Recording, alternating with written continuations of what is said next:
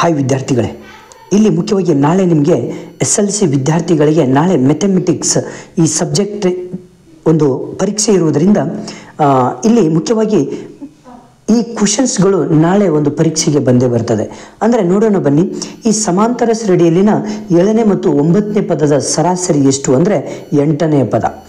ಸಮಾಂತರ ಶ್ರೇಣಿಯ ಮೊದಲ ಪದ m ಹಾಗೂ ಸಾಮಾನ್ಯ ವ್ಯತ್ಯಾಸ 2m ಆದರೆ 15ನೇ ಪದ ಯಾವುದಾಗುತ್ತೆ ಅಂದರೆ 29. ಇಲ್ಲಿ ಸಮಾಂತರ ಶ್ರೇಣಿಯ ಮೊದಲ ಪದ a ಹಾಗೂ ಸಾಮಾನ್ಯ ವ್ಯತ್ಯಾಸ d ಆದರೆ ಕೆಳಗಿನವುಗಳಲ್ಲಿ ಸರಿಯಾದ ಸಂಬಂಧ ಯಾವುದು ಅಂದರೆ a8 = a5 + 3d ಬರುತ್ತೆ.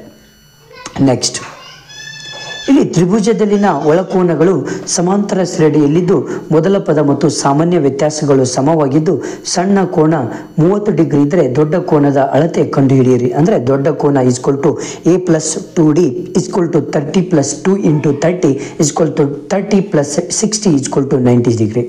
ಸಮಾಂತರ ಶ್ರೇಣಿಯ ಮೊದಲ ಮತ್ತು ಕೊನೆಯ ಪದಗಳ ಸರಾಸರಿ 80 ಆದರೆ ಮೊದಲ 10 ಪದಗಳ ಮೊತ್ತ ಕಂಡುಹಿಡಿಯಿರಿ. ಅಂದರೆ Sn = n/2 a + 1 = 10/, ಇದು ಈ ಆನ್ಸರ್ ಬರುತ್ತೆ. ನೆಕ್ಸ್ಟ್ ಕ್ವಶನ್, ಇಲ್ಲಿ ಸಮಾಂತರ ಶ್ರೇಣಿಯಲ್ಲಿದ್ದರೆ x ನ ಬೆಲೆ ಕಂಡುಹಿಡಿಯಿರಿ ಅಂತ ಈ ಪ್ರಶ್ನೆ ಬಂದೇ ಬರುತ್ತೆ. ಉತ್ತರವನ್ನು ಕೂಡ ಕೊಟ್ಟಿದೆ ನಿಮಗೆ. 7ನೇ ಪ್ರಶ್ನೆ ನೋಡೋಣ ಬನ್ನಿ. ಇಲ್ಲಿ an = 5 - 2n ಸಮಾಂತರ ಶ್ರೇಣಿಯಲ್ಲಿದ್ದರೆ ಮೊದಲ 30 ಪದಗಳ ಮೊತ್ತ ಕಂಡುಹಿಡಿಯಿರಿ.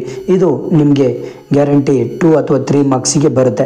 ನೆಕ್ಸ್ಟ್ 8ನೇ ಪ್ರಶ್ನೆ, ಸಮಾಂತರ ಶ್ರೇಣಿಯ 3ನೇ ಪದ 8 ಹಾಗೂ 9ನೇ ಪದವು 3ನೇ ಪದದ 3ರಷ್ಟಿದ್ದು 2 ಹೆಚ್ಚಾಗಿದ್ದರೆ ಮೊದಲ 19 ಪದಗಳ ಮೊತ್ತ ಕಂಡುಹಿಡಿಯಿರಿ. ಅಂದರೆ ಇದು ತುಂಬ ಇಂಪಾರ್ಟೆಂಟ್. ಇಷ್ಟು ಒಂದು ಮೇನ್ ಇಂಪಾರ್ಟೆಂಟ್ ಪ್ರಶ್ನೆಗಳು ಬಂದೇ ಬರ್ತದೆ. ಮುಂದೆ ನಿಮ್ಮ ಫ್ರೆಂಡ್ಸಿಗೆ ಶೇರ್ ಮಾಡಿ, ಹಾಗೆ ಸಬ್ಸ್ಕ್ರೈಬ್ ಮಾಡಿ. ನಾಳೆ ಈಗ ನಿಮ್ಮ ಬೋರ್ಡ್ ಪರೀಕ್ಷೆಗೆ ಬೇಕಾಗಿರುವಂಥ ಎಲ್ಲ ನೋಟ್ಸ್ಗಳು ನನ್ನ ಒಂದು ವಿಡಿಯೋದಲ್ಲಿದೆ. ಓಕೆ.